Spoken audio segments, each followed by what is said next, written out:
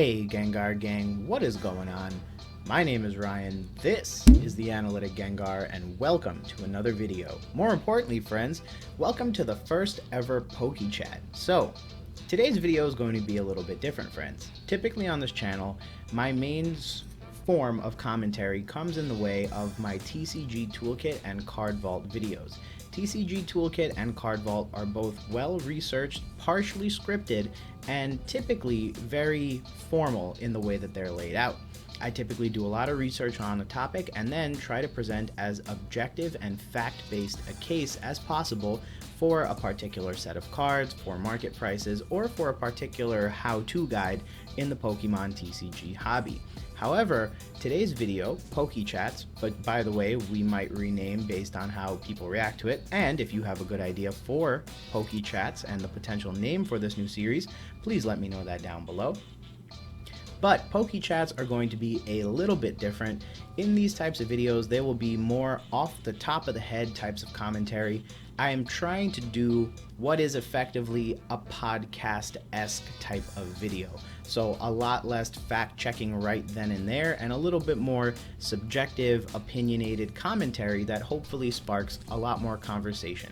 In addition to that, my goal and intention behind this video series is to complement some of the stuff that you might see on YouTube, including things like live streams, which I am currently not capable of just given my own living situation. But in the future, it is my hope that these types of videos will evolve into the live streams and the podcasts for the Analytic Gengar and this channel in the future. So with that said, make sure to let me know down below if you like this type of content. And without further ado, let's start our first ever PokeChat. So today's video is about this wonderful message from the president of PSA, and I received this message about 1 week ago at the beginning of August, and in it they outlined some of the big plans and business updates that they have. So I have that article pulled up as well as another article pulled up, and we're going to take a look at them and see what PSA is really all about, what it is they're attempting to do, and hopefully get a better understanding for what PSA might have in store for the future. As a bit of context, bear in mind two things. BGS, or Beckett Grading Services, has actually recently shuttered their doors but continue to remain open and operational and continue to grade cards using their time-tested functionality. And CGC has recently announced that they will be entering the grading card market using a time-based grading service, meaning you pay for an amount of days, not necessarily an estimated amount of time. So with that said, PSA has released this email, like I said, about a week ago, that hopefully will address and allay some of the concerns that PSA loyalists might have. So let's check this out.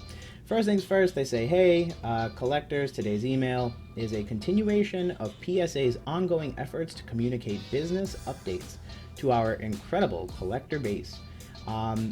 So real business-y language, nothing crazy there. Something interesting is this really cool picture that you got, and I believe this email was sent to anyone and everyone who is a Collectors Club member. So if you're paying for their annual membership, you got this email. But here is the first picture. They say they continue to add capacity. Couple things to note. Right over here, you'll see the cameras. These cameras apparently watch every grader as they work independently. As you can see, there's a chair over here, but this workstation in the middle is actually empty, meaning that there are actually social distance protocols being implemented here. And if you look down here, there's also no chairs. So it looks like right now they're at least attempting to keep things in a sort of COVID-friendly fashion and setup.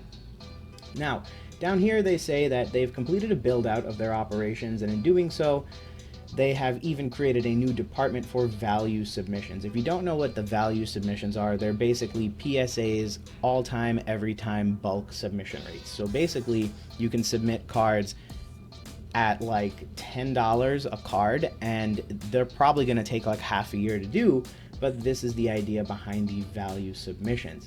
And let's just briefly take a peek right over here at these. Yeah, so as you can see, You have vintage cards, modern cards. They follow the same pricing pattern. It'll be $10 per card for 50 to 99 cards, and anything above 100 cards is $9 per card.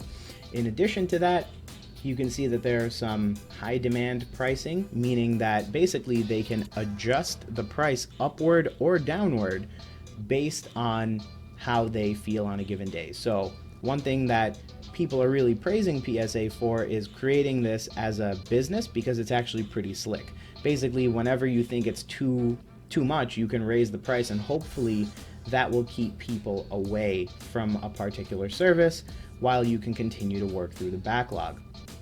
Now, going back to the email real quick, they are saying about their operational footprint being COVID friendly, and that how this is going to hopefully help to impact the different service lines.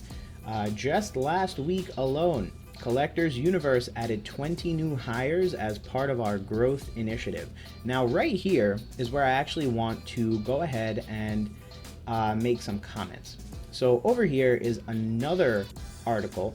This article is from Sports Collectors Daily, but was published way back in Q1 of 2020, Q1 being February 5th, 2020. And during a call where they were basically doing their typical quarterly, hey, stockholders, here's how we did kind of thing, PSA made a couple interesting statements that I thought were hilarious.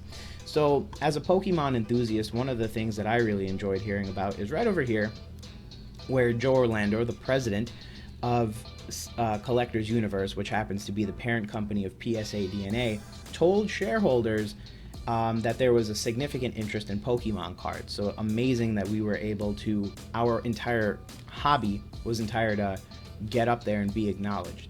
The other thing they said is that there's been a lot of demand around modern sports cards, and that's primarily responsible for the unprecedented levels of submissions and revenue. If you saw up here, they beat their year-over-year quarterly revenue by $2.1 million. So without a doubt, PSA has been very successful over the past year.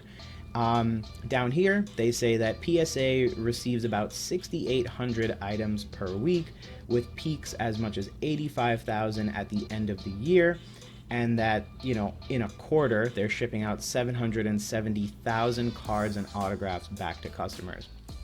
But here's the thing that kind of weirds me out. They're saying that Collectors Universe, which is not PSA, Collectors Universe is the parent company that owns PSA, added 20 new hires as part of their growth initiative. However, that doesn't make me feel very comfortable, because the entire point behind this growth initiative was that hopefully they were going to be able to cross-train their people and have people step in and help out with grading. So this way, lines wouldn't be as long, waits wouldn't be as long. But when you're telling me that you have a $2.1 million revenue for a year of growth, meaning you have 2.1 million extra dollars, and you're telling me that you're going to hire 20 new graders, effectively, what that means is that PSA isn't really reinvesting the money into their business. It makes me kind of concerned that $2.1 million is just getting absorbed, and all they can do is hire 20 new initiatives up until August of 2020. So imagine that. In 6 months, they've only been able to hire 20 new people, yet they're boasting some of the greatest business the organization has seen as a whole. More importantly, what does 20 even mean? Imagine there were 1,000 different graders, and now they typically deal with the 68,000 cards that come in on a weekly basis. That was the average that we saw. That means that every person is dealing with approximately 68 divided by 1,000. Based on that estimate, everyone's working with about 68 cards per week. Now, over here on this other article, there is a section that says that currently, as we stand here today, the PSA backlog has surpassed the $1 million the 1 million unit mark. That means there are over 1 million items still in backlog that need to be done. Now, assuming all 20 of these new hires go to PSA, that means that 1 million cards divided by 20 people is 50,000 cards. That means to say that even if all 20 of those new people went and immediately started working on that backlog, let's just assume that they work 52 weeks in a year, and on top of that, they work 6 days a week, which we know is not true. PSA is open Monday through Friday. That means they're doing 160-ish cards a day. And meanwhile, the rest of the company is only doing about 68 cards a day. So this is a concerning number to me for two reasons. One, because I don't know how to benchmark that, and I don't even know how many people are going to PSA versus other parts of the Collector's Universe business line, including their card grading line, their autograph authentication line, and their individual coin grading line. So even if we assume that all 20 hires are going to PSA, which by the way, they could have just as easily said, it still doesn't mean that they're actually going to add all those people. And even if they did, it's not going to be as impactful as hiring more people and reinvesting into the business. One of PSA's greatest criticisms is that they don't really reinvest into their business. They'd rather fill their pockets with money as opposed to using that money to reinvest and to really make a difference within their business line. And this is a fault that has been called out on more than one occasion. So it's very interesting to see that even in this email, 20 isn't that impressive a number. And even if you only had 200 employees, adding 20 more people would be a 10% growth in personnel. That's something that I would call out. That's something that I would be very proud to say. So the fact that they aren't making such a statement makes me think that it's probably something along the lines of 1,000+ employees at PSA, and because of that, they're just being very shy and very boastful and very, dodgy about the number. And you know what? Let's actually see if we can't find that right now. See, this is what's great about being able to do these live kind of chats, even though it's not live, it's being recorded, but it's, it is nice. So let's see what that comes back with real quick. There you go. You have 450 employees that work at Collector's Universe. So adding an additional 20 people is only going to be a 4-ish% increase in total in total amount of people.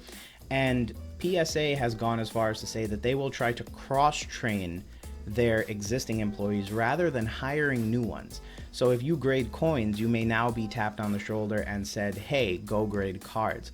And you could do that, or you could just invest a little bit more money, hire someone new, and let people remain with their expertise. Frankly, I would rather have industry-leading experts grading my cards rather than some guy who's used to looking at Morgan silver dollars and is now being forced to look at Yu-Gi-Oh! And Pokemon cards. So this is a concerning number to me for a variety of reasons. I don't necessarily like the fact that they just kind of call out 20 but don't necessarily say that PSA will be directly benefiting from those added efforts. Instead, it goes to Collector's Universe, and I don't necessarily know that it's going to really mean anything in the long run. Now, in addition to that, they do say that they are going to be continuing to hire, and it says PSA continues to hire specifically. So hopefully that means there will be more individuals joining PSA specifically, and that you'll be meeting with your hiring managers, and that you can apply at the career down below and keep a lookout for the invitation. In addition, the next section of the email outlines PSA welcomes David Steinberger. So Mr. Steinberger will be joining Collector's Universe as the first Vice President of Customer Experience. So his mission is going to be improving PSA's communications with our customers and getting customers direct answers to their most common collecting and submission questions. One of my greatest criticisms of the PSA process is that they've spent a lot of time innovating and then honestly re-innovating particular different sections of their website and the APR, which is all great and dandy, but it's weird because they have an FAQ section which is relatively straightforward, but honestly I wouldn't ask PSA to focus their efforts on creating videos like how to submit your cards to PSA, because honestly between TCA, GNZ, PokeRev, and I'm sure tons of other, people on the internet, I'm sure the majority of PokeTubers and other people from different hobbies have created various videos that show you how to do this. So ironically, this may be a situation where it's like PSA wants to say, oh, you know what I'm going to do? I'm going to make the video. No, you can leverage your community, your fan base, and the collectors that you serve in order to oversee the improvement and partnership of their content, as opposed to, trying to derive some sort of weird, wacky, additional thing that you can say you did. Now, amongst his varied duties, he will manage the customer service department, which, by the way, is absolute garbage.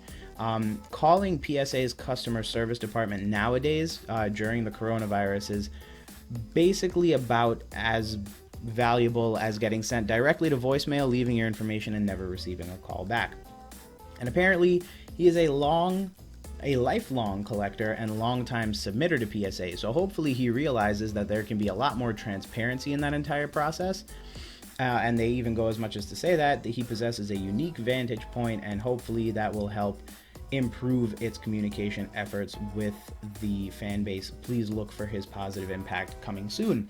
Now, in my humble opinion, the number one thing that PSA needs to do is increase transparency around the grading process.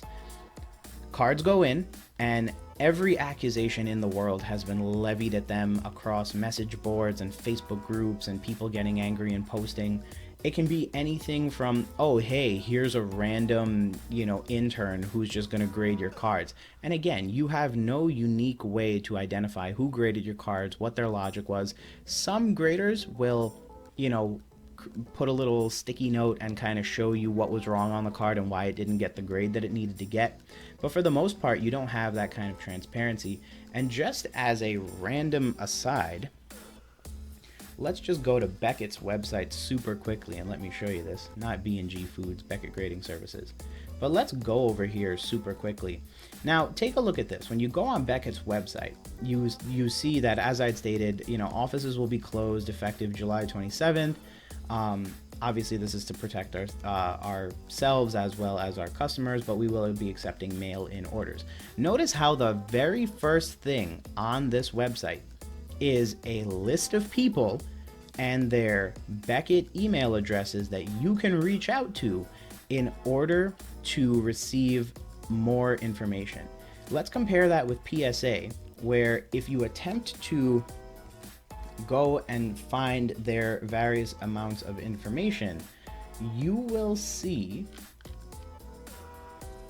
some phone numbers, and if you attempt to call these phone numbers, you are almost guaranteed to go straight to voicemail. So it's actually incredibly irritating that Beckett has such a great platform and they're very transparent about everything. You can literally know someone by their first name, contact them, and get information. Meanwhile, with PSA, they're still looking to enhance their customer service, and they're hoping that our friend Dave over here is going to do that. Now, I hope that's the case, and I really do wish him the best in his particular efforts. But again, as one would say narcissist, one would say nihilist, I can't help but feel like this is just another example of a small corporation doing big corporation things and effectively just adding in another cushy C-suite executive who's not really going to do much of anything. It's like I said, if collectors are pumping out content related to how to submit to PSA and how to use APR, don't spend time re-innovating those processes, because obviously your own customer base is supporting you by making those types of videos. Instead, make this gentleman and his team really work on the things that need attention, like transparency around your grading process and making sure that people understand who these qualified people are. Just as an example, if I wanted to brag to my stakeholders, I would say, hey, we have, 40 graders on staff. They all work full-time in support of PSA's grading operations. And Collectively, they have 4,000 years of grading experience. That means each of them has 10 years of grading experience on average. Our highest grader has been working for 35 years. Our most recent hire is an apprentice, and she has been working for 4 years. Like, that's amazing when you get to say it like that, because again, not that I'm picking at the language they're using at this email, which by the way will be coming shortly, but I am saying that if you wanted to make a more coherent point and really kind of show people that you guys are legitimate and you guys are putting out great quality graders, and PSA isn't just a label and a good looking acrylic slab, but rather is really trying to reinvest in their own business, I would probably try to throw that stuff out there and not just float a picture of Dave over here and tell me how great he is and how he's been a lifelong customer. Because at this rate, you stand to lose more lifelong customers instead of hiring one and welcoming him into the C-suite. So I really do hope that he is going to make some big changes, but I think even off the bat, the way they're approaching this might be a little flawed, since they're already looking at things and elements in the process that are relatively covered and ignoring things that do genuinely need their attention. Next up is a fun one, introducing Robotics Automation. So he's extremely excited to announce the August arrival of new robotics machinery to the operations plant. It's an investment, keyword there, in automation, which will usher in efficiencies across many of the important early steps before a collectible reaches the grading room, speeding up the process of receiving, researching, spec identification, and preparing an order for grading. Ultimately, this will result in more efficient order processing and card diagnostics. We will share more details about this important soon. That's right, I didn't stutter when I read that. We will share more details about this important soon. I just really want to take the moment to applaud PSA for being so careful and so attentive to their customer base that they can't even proofread an email before sending it out.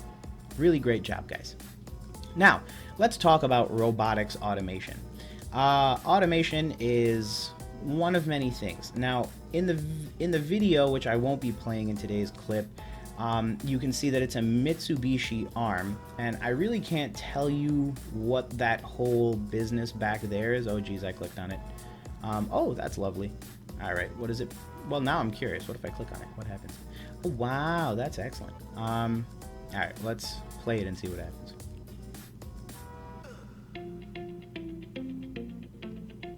Okay, so it is a Mitsubishi machine, and that looks like a whole bunch of diodes. Okay.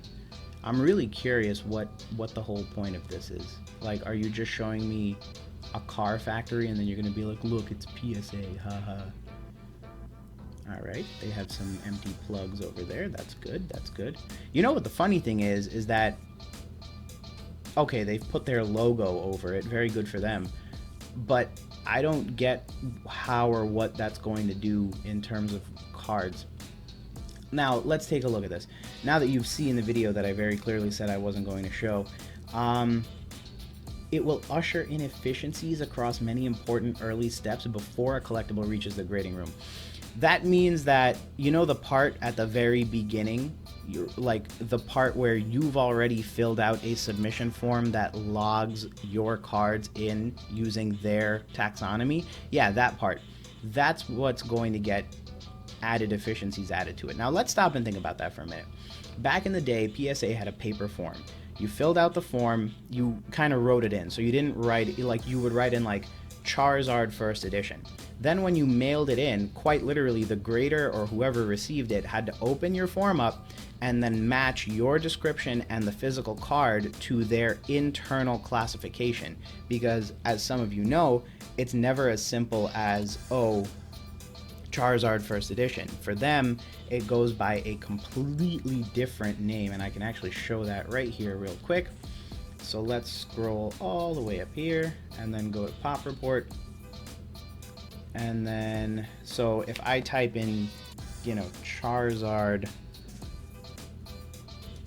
First Edition, right? So this, back in the day, this is what you used to write on the form. and then you would actually have to match it. So as you can see over here, the correct classification is Charizard-Holo for first edition. So Charizard, you're speaking about the holographic one, it's the 4th card in the set, which is why there's a 4 there, and then the first edition, because it is the first edition variety of said card. Now, nowadays, when you go to submit, you start typing in Charizard, and Holo 4 first edition will automatically fill itself in, and you'll be able to click on a drop-down menu. So I don't know what a Mitsubishi robot arm is going to do when I've already done the work for you. Effectively, PSA just shifted that particular part of the submission process to us. So they double check it, but they don't really do much else. So I find it funny that a robot arm is now going to be doing that. Before it reaches the grading room, the other part of that sentence just kind of bothers me because the grading room is probably where it spends the most time. That and the QA checks. So apparently that's going to be speeding up the process of receiving, researching, spec identification, and preparing an order for grading. Again, don't really necessarily know how much of that is going to be as big a gain as you would be thinking it is, only because the fair majority of this stuff is already done by us. So at this point, very little of it has to be done by the robot. But I feel like in introducing this automation, which again is just a robot arm, I have a feeling they're basically going to be feeding it the data from our submission forms, and it will be able to either use optical character recognition or perhaps some very basic NLP in order to really really just kind of identify some quick things. And obviously if it's something incredibly wrong like Blastoise versus Charizard, it should be able to take a picture of the cards, recognize that, and then make the edits as possible. I actually argue this may take longer now, because what might end up happening is they might be so convinced of their ability to automate that if this thing breaks down, no one's going to know what to do anymore. And apparently this will result in more efficient order processing and card diagnostics. Again, that remains to be seen. And my favorite part of this entire email, we will share more details about this important soon. Now, this isn't me editing the HTML. This isn't me, printing or anything. Any person who has this email, go check your spam box, go check where you deleted it. It's really upsetting to me because it's like, it's an email. Could no one read it? There's 450 of you. No one could put aside 10 minutes and read through this thing more properly. What's irritating about this is if this is what you're going to do to an email, imagine you're grading a $55,000 Pokemon card. Are you going to get that wrong too? Are you going to then sit there and act like you did nothing wrong? Or are you going to do like you did back in February and say, hey, sorry, demand is so high and business is too good and we just don't know what to do? You know what I mean? We can't write emails anymore. Now, lastly, an improved pricing tool. All right, very cool. One final announcement is that PSA recognized that the APR section of our website, they reconfigured the section to make it easier to use. Comprehensive pricing is now available. The APR tool will give easy valuations and comparison to the card's SMR price. And then bookmark it so that it can be a critical part of your buying, selling, and valuation research. All right, so when it comes to that, I do definitely agree. It can be a very handy and nifty thing. I've actually done a video on how to do that using PSA's free-to-use tool. It's actually pretty nifty, if anything, because it'll basically throw out some quick and easy numbers, and you can generate some pretty nice trends off that kind of stuff. Now, when it comes to the SMR price, I find it hilarious that they would even bring it up. APR and SMR are so greatly apart from each other at this point, it's just pathetic. Their APR stuff is live and online, so as a result, it's usually very good, very clean. The biggest challenge is when someone sells 2 cards in one lot, if that makes sense. So a situation where they're like, hey, here's a first edition Charizard and Venusaur. So the price is like double of what it should be because you have 2 cards in there. But since it says first edition Charizard, whoever is sorting the stuff in there, whether it be a robot, an algorithm, or something in between, they usually just get slotted right there. And then SMR is their printed sports market report. We do have a Pokemon section, and if I'm not mistaken, their particular items are like so far behind. I think they have base set first edition, and if you go and look for a first edition Charizard, the price is like not even $5,000 yet, I think. And if that's the case, like, it's so out of date. But it's really funny because you have all the price data pending validation that you need in order to renew, rejuvenate, innovate, and kind of like make SMR better, at least for the Pokemon card section. I don't know how true or false it is for things like Magic, other parts of the TCG, but I can only imagine that if they aren't doing it for Pokemon, mind you, Charizard's a $55,000 Pokemon card, and the least you could do is get that right. I can't imagine they're paying attention for like many of the sports or many of the other TCGs that aren't selling for high prices. I mean, most baseball cards don't go for $1 million. Like Mike Trout cards go for $1 million. But I don't see a situation playing out where they deem other things more significant when the best card in the entire Pokemon trading card game is wickedly out of date according to the SMR. So I will say, good for you that you're able to, quote unquote, reconfigure your online tool. But if your print version is, and the, associated online digital version are so wickedly out of date, why don't you just bring the two together and then kind of make things the same? And all right, friends, this update highlights some of the ways we are investing. Notice the keyword there, investing, because they were called out for that in the past, in expanding capacity, automating operations. I can't wait till that robot arm just crushes the absolute life out of a very valuable card and the insurance claim gets filed. And the overall PSA customer experience, which, believe you me, the only place you guys can go is up at this time. We hope you share our enthusiasm for what the future holds for PSA, you as a customer, and your collection. Enjoy collecting, Steve. All right. So, in summary, this is an interesting email. Look, at the end of the day, I'm so critical of PSA because I am such a big fan of PSA.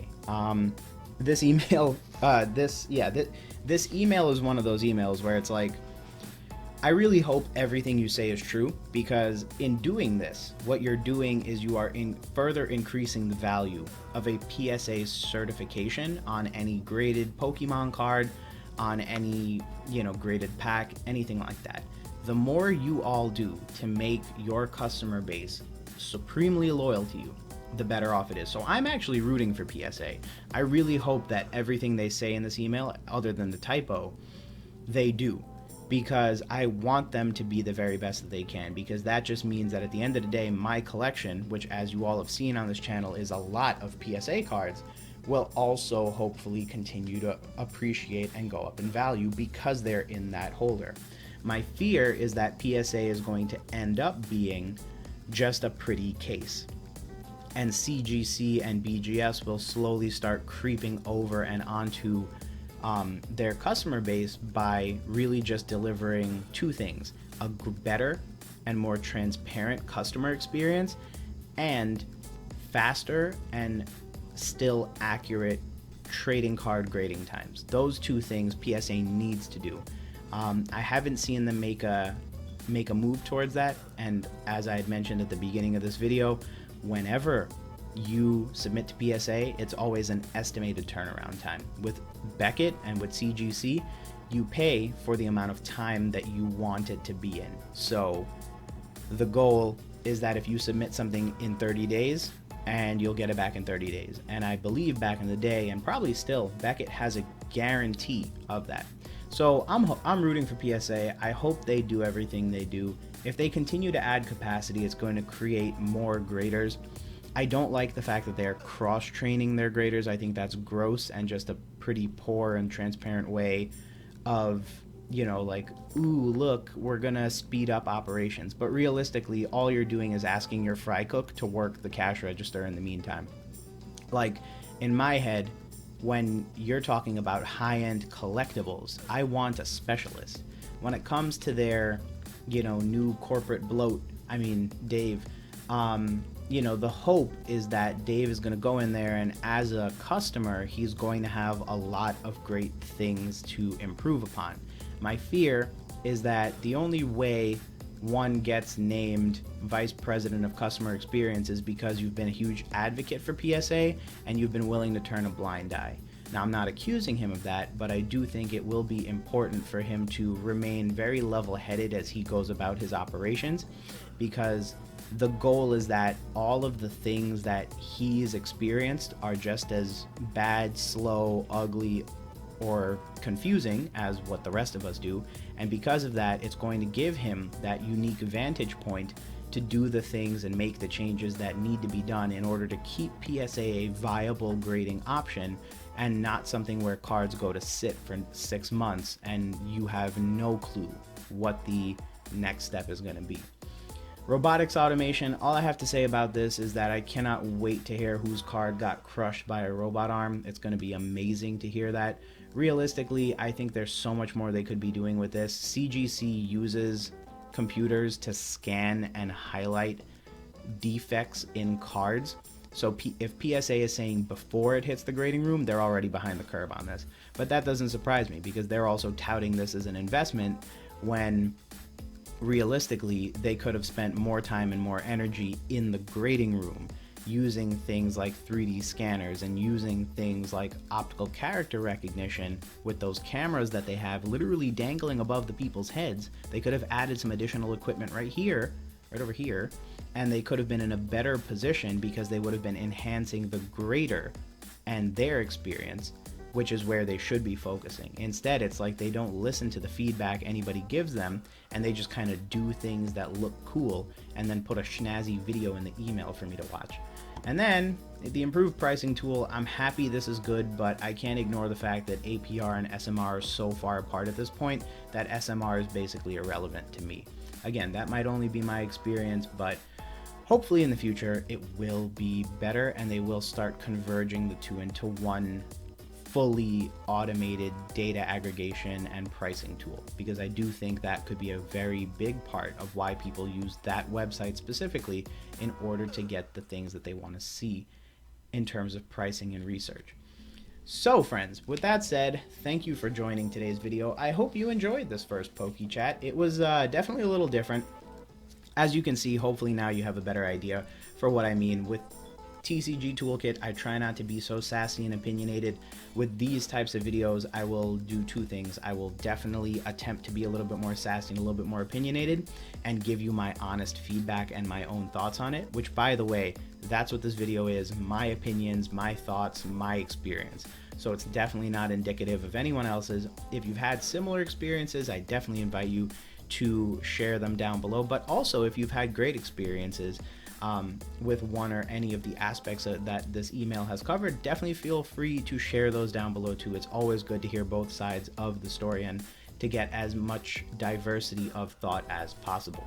And then in regards to PokeChats, I don't know when they'll be coming out. The main reason why they're not going to be consistently released is because I don't want to turn this into a video series where I basically just pick any random topic and speak about it.